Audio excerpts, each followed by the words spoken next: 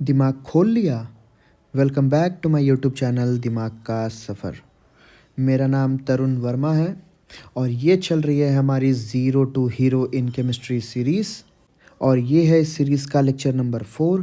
अगर आपने previous videos नहीं देखे हैं तो मैं उन वीडियोस का लिंक कमेंट बॉक्स में पिन कर दूंगा, तो आप वहाँ से जाके देख सकते हैं। और ये सारे नोट्स मेरे टेलीग्राम चैनल पे मिलेंगे।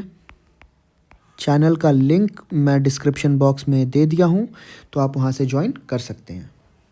तो चलिए आज की क्लास स्टार्ट करते हैं। आज की क्लास में हम लोग सबसे पहले आयंस पढ़ेंगे,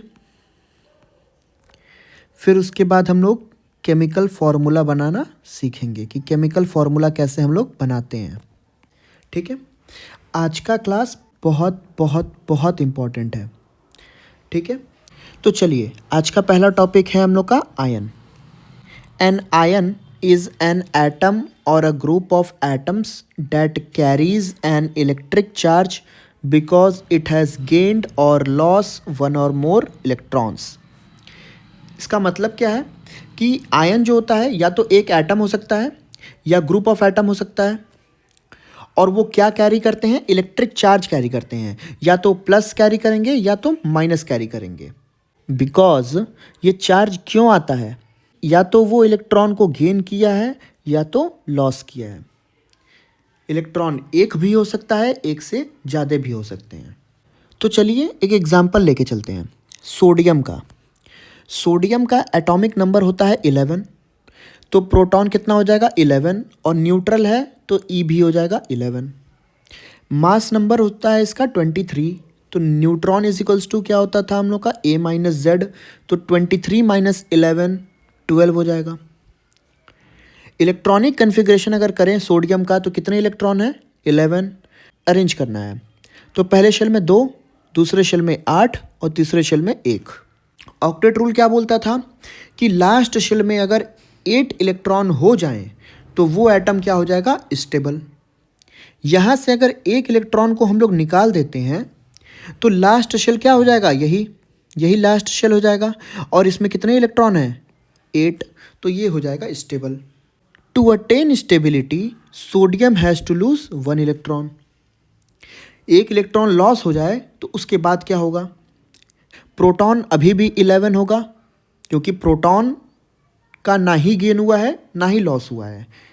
लॉस हुआ है इलेक्ट्रॉन का, तो पहले 11 था, अब कितना बचा? 10 बचा। न्यूट्रॉन का भी ना लॉस हुआ है ना गेन हुआ है, तो पहले जैसे ही होगा। पहले 12 था, अभी भी 12 होगा। अब प्रोटॉन पता है हम लोग को कि पॉजिटिव चार्ज कैरी करता है और इलेक्ट्रॉन कैरी करता है नेगेटिव चार्ज। यहाँ पे देखा जाए प्रोटॉन है 11, इलेक्ट्रॉन है 10। ये है पॉजिटिव, ये है नेगेटिव, तो कौन ज़्यादा आपको दिख रहा है? प्रोटॉन। ठीक है, तो इसके ऊपर क्या आएगा? हम लोग का एक प्लस चार्ज आ जाएगा। क्यों? क्योंकि एक प्रोटॉन एक्स्ट्रा है यहाँ पे, तो इसका नाम हो जाएगा अब सोडियम आयन। उसी तरह एक और एग्जांपल है, मान लीजिए क्लोरीन लेते हैं। क्लोरीन का एटॉमिक नंबर होता है 17, तो प्रोटॉन हो जाएगा 17, इलेक्ट्रॉन हो जाएगा 17, क्योंकि न्यूट्रल है।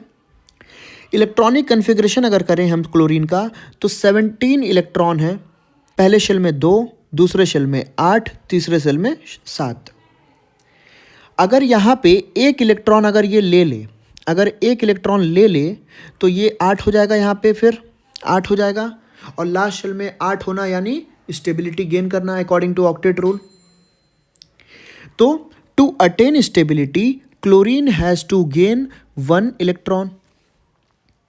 चाहे तो ये 7 इलेक्ट्रॉन क्यों नहीं निकाल के इसको भी कर सकते हैं। अगर 7 इलेक्ट्रॉन यहाँ से निकाल दें तो यहाँ पे भी 8 इलेक्ट्रॉन बचेगा, लेकिन 7 इलेक्ट्रॉन को निकालने में जो एनर्जी लगेगी वो बहुत ज़्यादा होगी एज़ कम्पेयर टू एक इलेक्ट्रॉन अगर ये एक्सेप्ट कर लेता है तो इसीलिए यहाँ पे एक इलेक्ट्रॉन एक्सेप्ट होगा, ना कि 7 इलेक्ट्रॉन लॉस होंगे।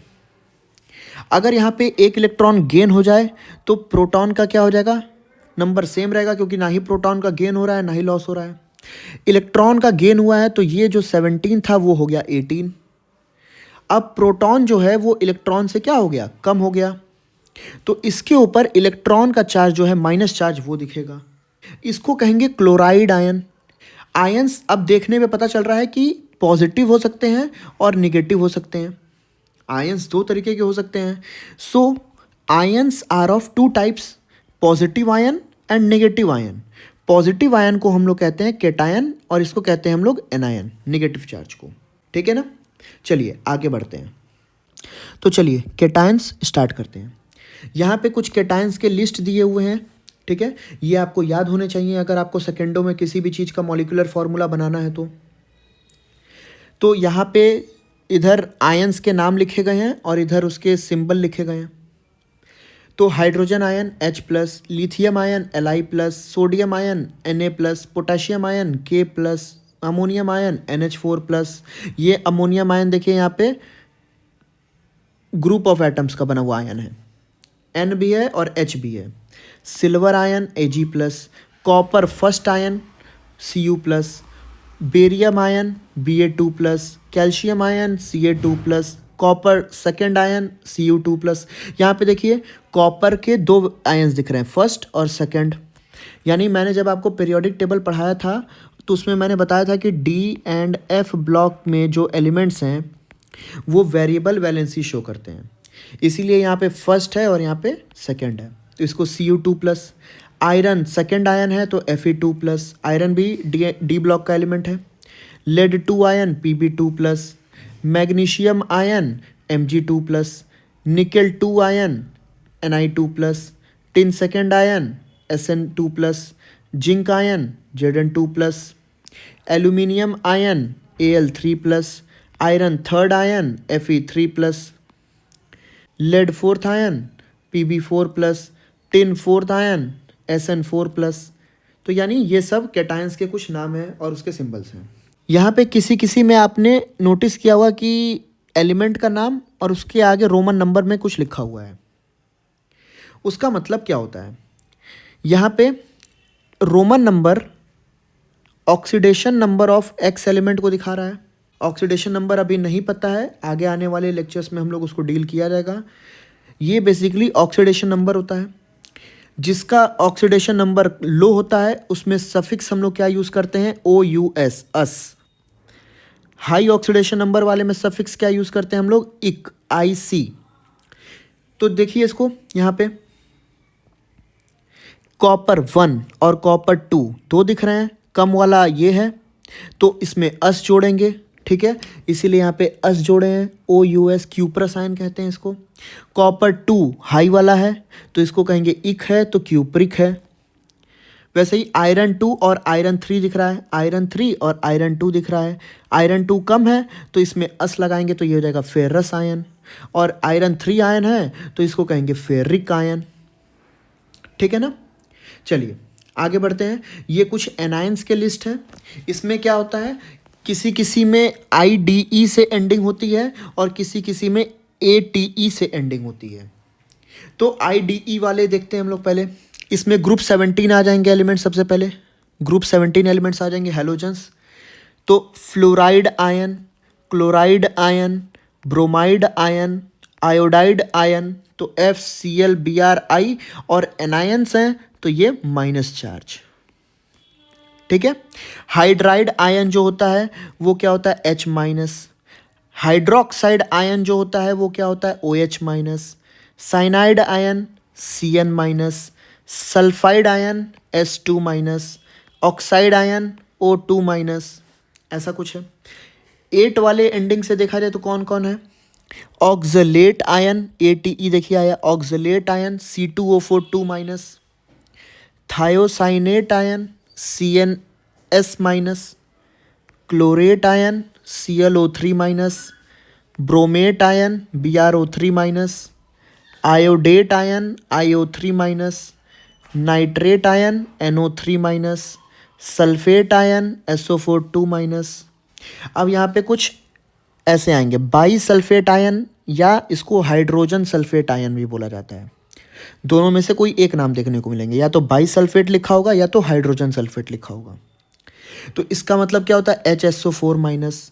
Carbonate ion CO3 2-। By carbonate ion, या इसको भी hydrogen carbonate ion HCO3-। Phosphate ion PO4 3-। Chromate ion CrO4 2 minus, dichromate ion Cr2O7 2 minus, permanganate ion Mn4 minus. ये हैं कुछ एनायंस के लिस्ट। यानी कैटायंस और एनायंस के बारे में अगर आपको नॉलेज है तो आप किसी भी चीज़ का केमिकल फॉर्मूला कुछ सेकंडों में बना सकते हैं। चलिए देखते हैं कैसे बनाते हैं। सबसे पहले आते हैं एक मेथड पे, क्रिस क्रॉस मेथड। ये क्या कहता है? It is a quick way to write the chemical formula of an ionic compound using the charges of ions. यानी ये केमिकल फॉर्मूला बनाने का एक मेथड है किसी भी आयोनिक कंपाउंड का। अभी हम लोग आयोनिक कंपाउंड आगे पढ़ेंगे, आयोनिक कंपाउंड क्या होता है, एकदम बेसिक से सब चीज़ चलेगा। हर एक टर्म को क्लैरिफाई करते हुए आगे बढ़ेंगे। Using the charges of ions, यानी आयंस के चार्जेस को यूज़ करके। जैसे Na प्लस है, Cl माइनस है, अगर इसको जोड़ना हो तो क्या करेंगे? Na plus Cl minus, basically minus है प्लस है तो इसका मतलब +1 है, -1 है, तो इसके चार्जेस को नीचे लिख लेंगे। +1 है इसका नंबर लिख लेंगे, -1 है तो इसका भी नंबर लिख लेंगे। और क्रिस क्रॉस में क्या होता है? इस 1 को इधर भेजेंगे और इस 1 को सोडियम के पास भेजेंगे, तो बनेगा क्या? Na, और ये जो 1 इधर गया था वो यहाँ पे नीचे लिखेंगे 1, और Cl और ये 1 जो सोडियम के नीचे से गया था, तो 1 और 1 सिंप्लीफाई कर सकते हैं तो क्या हो जाएगा? NaCl। इसको कहते हैं सोडियम। पहले कैटायन का नाम लिखेंगे फिर एनायन का नाम लिखेंगे। सोडियम, फिर Cl माइनस होता था क्या? क्लोराइड, तो क्लोराइड, यानी NaCl जो होता है उसका नाम होता है sodium chloride. Mg2 plus Cl minus, तो Mg2 प्लस यहाँ लिखिए, Cl माइनस लिखिए। इसका 2 है, 2 नीचे लिख लीजिए, इसका 1 है, 1 नीचे लिख लीजिए। क्या करना है? इसका इधर कर देना है, इसका इधर कर देना है। तो Mg के नीचे क्या बनेगा? 1, और Cl के नीचे क्या आएगा? ये जो 2 उठ के गया है वो Cl2, यानी 1 लिखना कोई ज़रूरी है नहीं, तो MgCl2 लिखेंगे इसको। यानी इसका नाम है मैग्नीशियम और क्लोराइड, ये हो गया। अब यहाँ पे 2 है तो डाई लगाने की ज़रूरत नहीं है, ये क्लोराइड ही है, Cl है, क्योंकि यहाँ है ये एक ही Cl था, तो ये है क्लोराइड, मैग्नीशियम क्लोराइड। वैसे ही K प्लस और NO3 माइनस है अगर, तो K+1 NO3 -1, तो इसका 1 नीचे लिखेंगे, इसका 1 नीचे लिखेंगे, इसको इधर भेज देंगे, इसको इधर भेज देंगे, क्या बन जाएगा? K1 और NO3 का ये होल 1 आएगा। ठीक है, तो इसीलिए होल 1 लगाए हैं। अब 1 लिखने की जरूरत है नहीं, तो इसको डायरेक्टली लिख सकते हैं KNO3, यानी इसमें कैटायन था हम लोग का ये पोटाशियम, तो पोटाशियम पहले लिख दिए, और ये NO3 माइनस जो था हम लोग का वो होता था नाइट्रेट। देखिए ये रहा NO3 minus, nitrate ion NO3 minus. इसलिए कह रहा हूँ ये कैटायंस और एनायंस की लिस्ट आप याद कर लीजिए, बहुत हेल्पफुल होगा ये। ठीक है, ये आएगा हम लोग का टी मिशन। टी मिशन मतलब तरुण का मिशन। यहाँ पे कुछ क्वेश्चंस दिए हुए हैं, वो आप खुद से ट्राई करेंगे। ठीक है, 15 क्वेश्चंस मैंने दिए हैं, ये खुद से ट्राई करेंगे। और नेक्स्ट जो लेक्चर आएगा वो टी मिशन का सॉल्यूशन होगा। ठीक है, तो आज के लिए इतना रखते हैं। Thank you. अगर आपको केमिस्ट्री थोड़ी सी भी आसान लग रही है पहले से, तो लाइक कीजिएगा और उन दोस्तों को ज़रूर शेयर कीजिएगा जो केमिस्ट्री से डरते हैं, और सब्सक्राइब कीजिएगा। पढ़ते रहिए, सोचते रहिए, क्योंकि ये है दिमाग का सफ़र।